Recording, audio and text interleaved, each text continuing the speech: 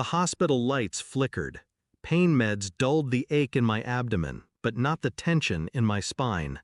Then the phone rang. Her name lit up, my daughter's, 7 years old. Still said Wabbit instead of rabbit. But her voice, it wasn't soft, it was sharp with panic. "Daddy, help! They left me here alone!" My hand gripped the bed rail. "Where are you, sweetheart?" "Camping. In the woods. It's dark. I'm scared." The line crackled. I called my wife immediately. She laughed before I could speak. "She's a mistake I should have gotten rid of 7 years ago." Click. The line went dead. And for the first time since the surgery, I stood. I'd trusted them, my wife, my parents, my blood. I was recovering from a near-fatal infection, barely lucid when they said they'd take her for the weekend. Said she needed fresh air. I believed them, because I wanted to, because the alternative was too grotesque to consider, until that call. Until I heard my daughter, terrified, shivering, abandoned, in a place I couldn't reach. I dialed over and over. No one picked up, no GPS, no response, just silence. Then, the next morning, the police called. A body had been found in the woods. And in the breath between words, I stopped existing.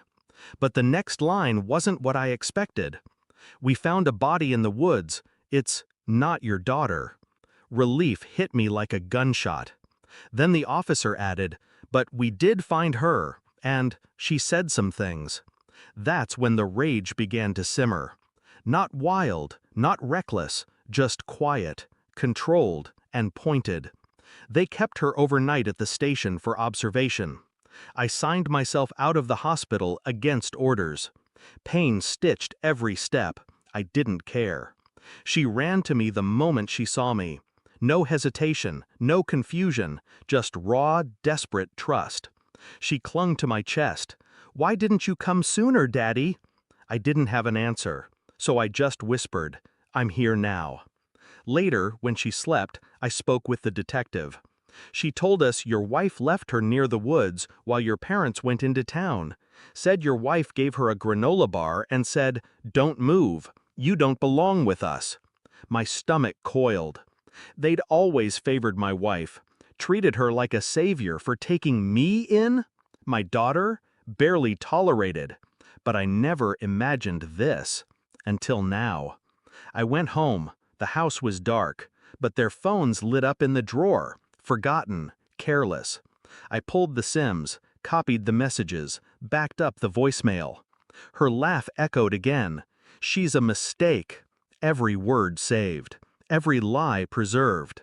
And in one of the texts, a sentence from my mother. "It'll be over soon. You'll be free." The truth wasn't messy. It was precise, planned. My wife was in debt, severe, quiet. Gambling apps masked under budgeting ones. My parents co-signed the house when we married, had access, had leverage. And they saw my daughter as the obstacle. She reminded them I existed, reminded them they couldn't erase me completely, until now. One accidental disappearance during a camping trip, no witnesses, no signal, no me to stop it.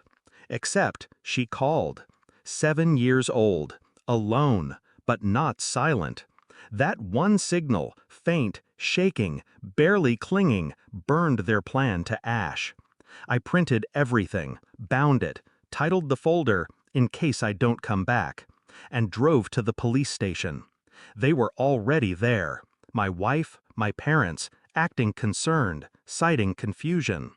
I walked in, folder in hand, limping. I said nothing, just handed the file to the lead detective. He opened it, read one line, his jaw clenched. The room shifted. My mother blinked. "What is this?" I looked at her. "You were going to bury her." My wife scoffed. "This is insane." I played the voicemail. "She's a mistake I should have gotten rid of 7 years ago." No one spoke. My father turned red, then pale. The detective turned to me. "We'll need you and your daughter to wait outside." I nodded, took one last look at them, all three, cornered, silent, unraveling. I didn't scream, didn't spit, didn't beg for answers. I already had all of them. She sleeps beside me now, curled up, safe. She doesn't ask about them, and I don't speak their names. There are court dates now, trials, headlines. Strangers sending sympathy they never earned. But I don't need justice. I already have it. Because the truth didn't just survive that night, it dialed, cried, clung to life long enough for me to wake up.